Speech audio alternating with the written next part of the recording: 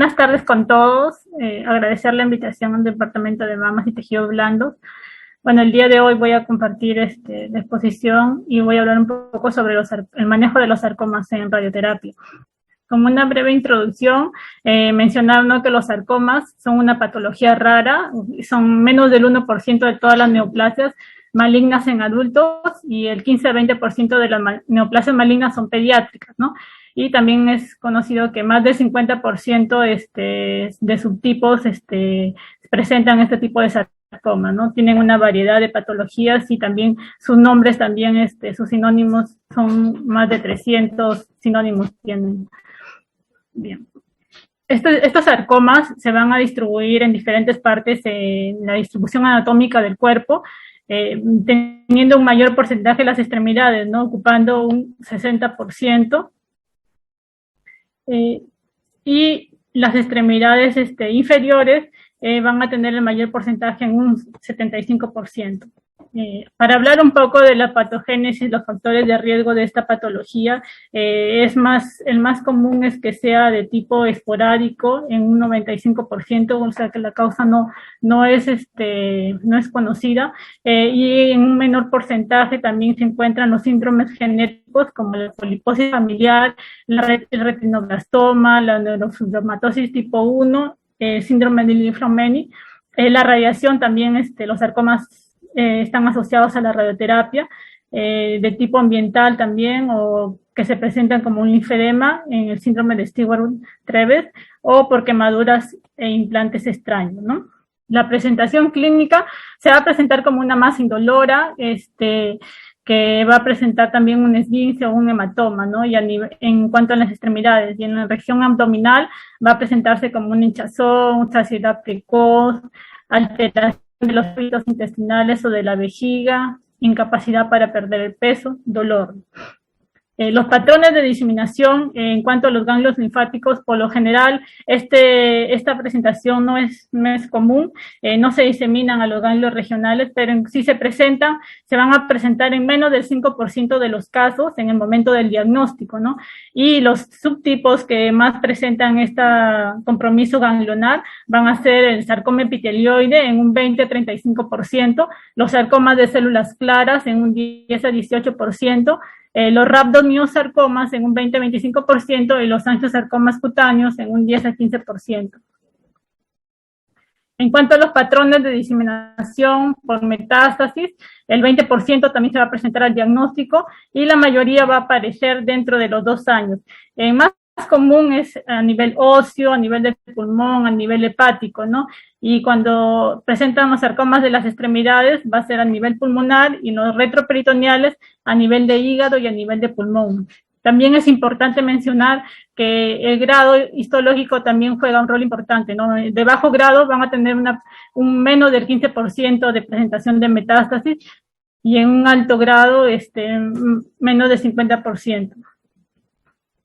También es importante mencionar en esta patología los factores pronósticos, en el cual dentro de ellos el grado es el más importante, el grado histológico, el tamaño y la profundidad, y también no menos importante es el tipo histológico, la localización anatómica, en extremidad versus en tronco retroperitoneo, que son de factor pronóstico de mayor importancia, ¿no? La edad también se ha mencionado, menos de 50 años versus 50 años, y el compromiso nodal, ¿no? También van a formar parte de los factores pronósticos en este tipo de patologías. Y los factores pronósticos para recurrencia van a ser la resección marginal, un margen positivo, una enfermedad localmente recurrente, mayor de edad, y la localización en la cabeza y el cuello y retroperitoneo por el tipo de abordaje, ¿no? Por la localización. Bueno, en cuanto al manejo de los sarcomas, es solamente para mencionar que es importante tener en cuenta que se tiene que llevar una reunión multidisciplinaria entre todos los departamentos, ¿no? Oncología, ortopedia, cirugía plástica, radioterapia, medicina oncológica, radiología y patología, ya que se ha demostrado que las reuniones multidisciplinarias van a disminuir en un 15 a un 30% el mal manejo en los pacientes, ¿no? También es importante mencionar que estos tipos de sarcomas deben ser tratados en lugares que tienen más experiencia en el manejo de esta patología. Hay un estudio donde se vio más de 7,000 pacientes con sarcomas localizados en tejidos blandos y compararon, ¿no? Hospitales con alto volumen de pacientes, con menos volumen, y los resultados fue de que había mejor supervivencia a 2, a 5, a 10 años en centros que tenían un gran volumen y con mayor experiencia en el manejo de este tipo de patología, ¿no? Este tipo de patologías también ha evolucionado en el tiempo en cuanto a su manejo quirúrgico, ¿no? Antes era la amputación, era el tratamiento de primera intención, pero también ahora ya se hace el manejo con tratamiento multimodal. Este estudio también compara, ¿no?, las tasas de supervivencia libre de enfermedad y supervivencia global para pacientes tratados con amputación o combinado, ¿no?, la preservación del miembro y la radioterapia como adyuvancia, ¿no? Ahí vemos en cuanto a la supervivencia libre de enfermedad, las diferencias, ¿no? Y también la sobrevida global, que se ha comparado que no hay diferencias significativas en cuanto, comparando la amputación con el tratamiento de preservación de órganos y el tratamiento adyuvante, ¿no? Ahora, en cuanto al tratamiento multimodal, sabemos que va a intervenir también la radioterapia, la quimioterapia y la cirugía, ¿no? En este caso voy a hablar de tratamiento con radioterapia, tanto en el escenario postoperatorio como en el escenario preoperatorio. En cuanto a la radioterapia con escenario postoperatorio en el tratamiento adyuvante, ya hay estudios que se han randomizado en beneficio del tratamiento con la radioterapia adyuvante. Por ejemplo, este estudio que hicieron de 141 pacientes, compararon con tipo histológico de alto y bajo grado, cirugía para preservar una extremidad. En cuanto al alto grado, se dio una radioterapia 63 Grays, concurrente con quimioterapia, y compararon con la quimioterapia sola, y en cuanto al bajo grado solamente dieron radioterapia versus la observación. En los pacientes que presentaban alto grado, aumentó la recurrencia local en pacientes que solamente recibieron quimioterapia, ¿no? 0% versus un 19%, y no había diferencia en cuanto a la sobrevida global y la supervivencia libre de enfermedad a los 10 años. Y los pacientes de bajo grado, aumentó la recurrencia con observación. Claro, acá también hay que tener en cuenta, no solamente el grado, sino también el tamaño, otros factores para ver si está indicado o no el tratamiento con radioterapia, ¿no? Aquí también vemos comparación de la cirugía con conservación de extremidades versus los pacientes que recibieron radioterapia, ¿no? Y quimioterapia en la sobrevida global y a los 10 años y a los 20 años y la recurrencia local. Ahora, en el escenario de los pacientes que se da tratamiento de radioterapia como neoadyuvancia, también hay beneficios, ¿no? En cuanto a la dosis total, que es más baja, compara la dosis que se le da en tratamiento como escenario neoadyuvante 50 Grays versus los 60, 66 Grays, dependiendo de los márgenes, ¿no? El otro beneficio también va a ser el curso corto de tratamiento, los volúmenes de tratamiento más pequeños, la facilitación para la resección quirúrgica, mejor oxigenación de las células tumorales. También otro que es importante, que la radioterapia no se va a ver afectada por temas de cicatrización, ¿no? Y el dose state de las sarcomas en extremidades resecables, borderline para un posible rescate de la extremidad. Y también que vamos a ver menos toxicidad a largo plazo, fibrosis y rigidez articular.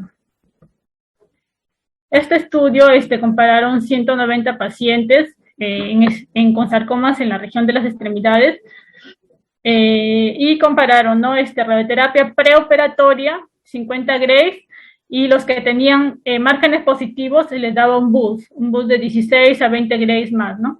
Y el tratamiento con radioterapia postoperatoria, 66 grays, 66-70 grays. En cuanto a los resultados, las complicaciones de la herida, ¿no? Sí hubo, en cuanto a la radioterapia preoperatoria, 35% versus la radioterapia postoperatoria en un 17%.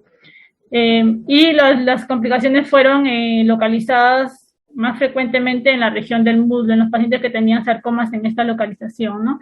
45 frente a un 28%. No había diferencia en recurrencia local, en metástasis a distancia. Hubo mayor sobrevida global a los más de 2,5 años en los pacientes que recibieron tratamiento neoadyuvante, ¿no? Los criterios que eligieron en este estudio, los criterios de inclusión, fueron pacientes que recibieron tratamiento de radioterapia y luego la cirugía, el diagnóstico también que se hizo por patología, la edad que tenía que tener los pacientes más de 15 años y no tener metástasis, ¿no? Tener sus exámenes de estudio. Los pacientes que se excluyeron en este estudio fueron pacientes que habían recibido previamente la quimioterapia o que habían recibido previamente la radioterapia, pacientes también menores de 16 años o que tenían metástasis regional o a distancia, histologías generalmente que son tratadas como quimioterapia, como los rhabdomiosarcomas, los osteosarcomas o los sarcomas de Ewing, o los tumores neuroectodermales, ¿no? Y patologías benignas, como los dermatofibrosarcomas, protuberans o la fibromatosis agresiva. Este grupo de pacientes fueron los criterios de exclusión en este estudio. Y vemos, ¿no? La recurrencia local, la sobrevida global en estos dos grupos de pacientes, que no habían diferencia significativa. En cuanto a las complicaciones, sí, lo único que sí fue en mayor porcentaje fue la cicatrización de la herida en el escenario preoperatorio, ¿no? En 35% versus en el postoperatorio en un 17% que se presentaron. Entonces, se dio 50 grays en el escenario preoperatorio y luego de 4 a 8 semanas el paciente era operado y si tenía márgenes positivos se le daba un refuerzo, no un boost que iba de 14 a 20 grays. Hay varios estudios para el escenario preoperatorio que ya se han demostrado control local con un rango de 87 a 97% y la sobrevida a los 5 años de 45 a 74%.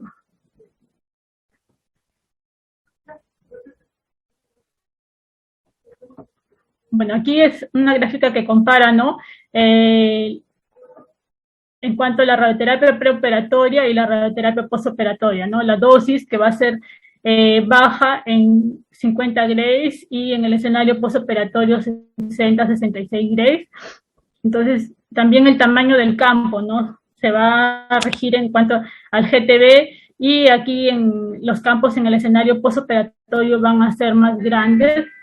La fibrosis, menor fibrosis en el escenario preoperatorio y va a aumentar la fibrosis en el escenario postoperatorio, al igual que en el edema también, ¿no? Lo único sí son las complicaciones en un 35% en el escenario preoperatorio y el 17% en el escenario postoperatorio en cuanto a las heridas, ¿no? Pero que son reversibles. Y entonces el beneficio en cuanto a la radioterapia preoperatoria es por menos dosis, menos campo de tratamiento, menos complicaciones por lo mismo, por la toxicidad, ¿no?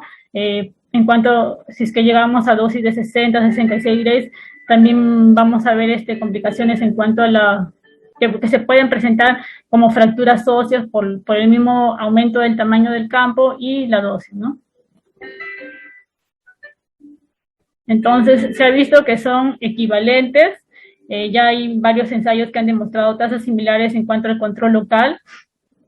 Incluso se hizo una actualización del estudio de ensayos controlados randomizados, estudio canadiense, que hay tasas similares en cuanto al control local, ¿no? Supervivencia libre de enfermedad y sobrevida global.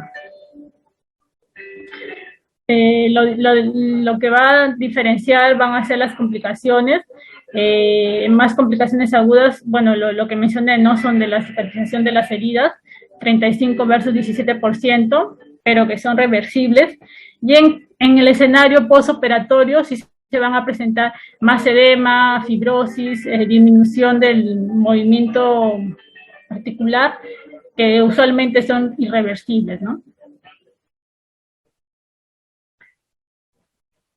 Ya. En cuanto al tratamiento que nosotros tenemos con la radioterapia, la TENS-simulación lo que se hace es inmovilización de la zona que se va a tratar, que se puede utilizar con una mascarilla, que nosotros le llamamos una máscara, o una bolsa al vacío que se coloca para inmovilizar al paciente, ¿no? Para que el tratamiento sea más reproducible en máquina de tratamiento. Los volúmenes que nosotros utilizamos en cuanto al escenario preoperatorio, se fusiona con la resonancia magnética y se da una expansión, ¿no? Una expansión de 1.5 centímetros radial y longitudinal de 4 centímetros, abarcando todo el tumor, el GTB, y luego un margen de 0.5 centímetros, que lo vemos acá en esta imagen, ¿no? Fusionamos con la resonancia magnética y le damos una expansión de 4 centímetros cefalocaudal y 1.5 centímetros radial. 4 centímetros porque ya se ha demostrado células microscópicas en un rango de 1 a 4 centímetros alejados del GTB, por eso que se emplea ese diámetro cefalocaudal. Y en el caso de que hubiera edema, también se incluye el edema en que nosotros le llamamos el CTB, que es el volumen clínico. En cuanto al postoperatorio, nosotros nos guiamos por los clips, por eso es importante para nosotros los clips en el hecho quirúrgico, y lo reconstruimos también con las imágenes prequirúrgicas, y nos guiamos también con la cicatriz, ¿no? Y también se da una expansión cefalocaudal de 4 centímetros y radial de 1.5 centímetros. En una primera fase y en la segunda fase ya el refuerzo es en la zona del lecho quirúrgico, solamente damos una expansión de 2 centímetros y la dosis ya va a ser de 10 a 14 Gray, ¿no? En esa zona. Aquí podemos ver, nosotros construimos el lecho quirúrgico y llevamos también por la cicatriz, ¿no? Y la expansión va a ser 4 centímetros cefalocaudal, como podemos ver aquí en la imagen, y el radial 1.5 centímetros, ¿no? Guiándonos por los clips quirúrgicos, por la cicatriz también, que en algunos casos en que no se dejan los clips quirúrgicos, nosotros tenemos que guiarnos por la cicatriz, por el tamaño, los hallazgos histopatológicos, la localización que nosotros vemos también en la resonancia magnética, que es importante también para la delimitación del volumen clínico. Y luego, en la segunda fase, esto nosotros damos 50 Grays, y en la segunda fase nosotros le damos la expansión, ¿no? De 2 centímetros, ya no 4, sino 2 centímetros cefalocaudal y 1.5 centímetros radial, ¿no? Entonces, la dosis en el escenario preoperatorio va a ser solo 50 Grays, a 2 Grays por fracción, y en el escenario postoperatorio 50 Grays más el boost, ¿no? Que son 10 a 16 Grays, llegando a una dosis total de 66 Grays. Y la técnica va a depender de la localización del tumor para definir una técnica 3D o IMRT, ¿no? Si el tumor está localizado cerca a órganos de tolerancia, como por ejemplo cerca de la cabeza femoral, y queremos llegar a una dosis de 66 Grays, entonces tendremos que optar por una técnica de IMRT donde va a dar más dosis a donde está el hecho quirúrgico y menos dosis a los órganos de riesgo cercanos, ¿no? También cuando están cerca a los órganos como los genitales, que queremos proteger los testículos, entonces también utilizamos esa técnica de IMRT, ¿no? En cuanto al manejo de los sarcomas abdominales o retroperitoneales, también es importante mencionar que no son frecuentes, son raros esta localización. Se hizo un ensayo también aquí, ensayo extra, comparando tratamiento preoperatorio más la cirugía versus la cirugía sola para pacientes con sarcomas retroperitoneales. Y hicieron dos brazos, ¿no? 133 pacientes que recibieron radioterapia preoperatoria 50.4 grade y luego fueron operados, y los 133 pacientes que solamente de frente fueron operados. Entonces, en este estudio, el endpoint principal fue ver la supervivencia libre de recurrencia en este tipo de pacientes, y se vio progresión de enfermedad, resección macroscópica incompleta, sarcomatosis y recaída local en este grupo de pacientes. Entonces, la sobrevida global fue 79.4% en los pacientes operados versus en los que recibieron radioterapia como neoadyuvancia. Y la toxicidad también fue importante en los pacientes que recibieron la radioterapia postoperatoria, linfopenia, anemia y polvominemia, ¿no? Entonces, este estudio concluyó en este tipo de pacientes en la localización, en los retroperitoneales, no se debería considerar como estándar para los sarcomas retroperitoneales como un tratamiento neoadyuvante, ¿no? También mencionar en qué casos no está indicado la radioterapia, ¿no? Generalmente en estadios clínicos 1A, 1B, pero que también tenemos que ver otros factores, o sea, no solamente el tamaño de la lesión, tenemos que tener en cuenta que sea menos de 5 centímetros, un grado 1, y discutirlo. Siempre también, si es que hay duda en estos casos, siempre se discute en reunión multidisciplinaria para definir la mejor conducta y el mejor tratamiento para el paciente, que es el que se va a beneficiar con el tratamiento, ¿no? También hay esquemas de tratamiento hipofraccionados, que son esquemas que damos altas dosis en menos número de fracciones. Estos esquemas nosotros los utilizamos generalmente para pacientes que no pueden venir las 25 sesiones o 30 sesiones al departamento, y se acortan en esquemas que pueden ser de 5 a 10 días nada más, ¿no? Por ejemplo, pueden ser 5 grays en 5 días, 6 grays en 5 días, que también están en estudio, pero nosotros lo utilizamos generalmente en pacientes que no pueden venir a su tratamiento en un mes o mes y medio, que es el tiempo que dura el tratamiento, ¿no? Bueno, para concluir, en cuanto a la radioterapia en la localización de las extremidades, se puede evitar en tumores que son pequeños, menos de 5 centímetros, superficiales y que sean de bajo grado. Y la radioterapia preoperatoria también es preferible para tumores grandes y que sean de alto grado, y preferentemente en localización extremidades, y en sarcomas que sean distología frecuentes, ¿no? Por ejemplo, los sarcomas pleomórficos, los leiomiosarcomas, los misosarcomas, los misofibrosarcomas, ¿no? Que son patologías más frecuentes. Y también la radioterapia postoperatoria también está aceptable, ¿no? O sea, se tiene que evaluar bien al paciente para ver cuál es el tratamiento que mejor se va a beneficiar. Y el hipofraccionamiento también, que está en el escenario preoperatorio, también están en estudios, ¿no? Y como ya mencioné, el sarcoma retroperitoneal se tiene que hacer una discusión también multidisciplinaria, ver el beneficio, ¿no? El beneficio, en este caso, de la cirugía, ¿no?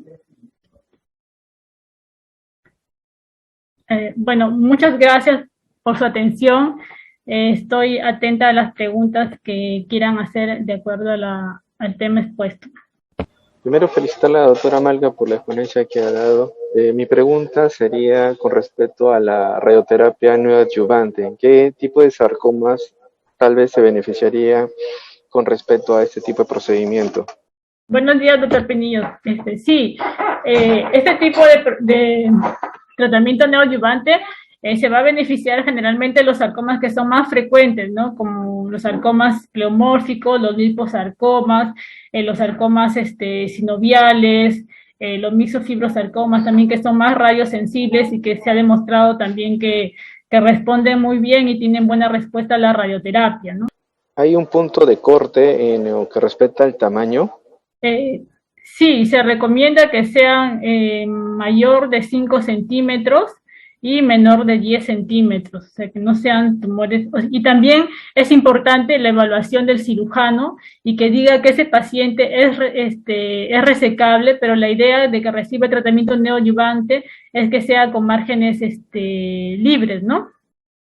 O sea, este tipo de pacientes se tiene que también estudiar bien, que no tengan metástasis, que no tengan compromiso ganglionar, que estén localizados en las extremidades, y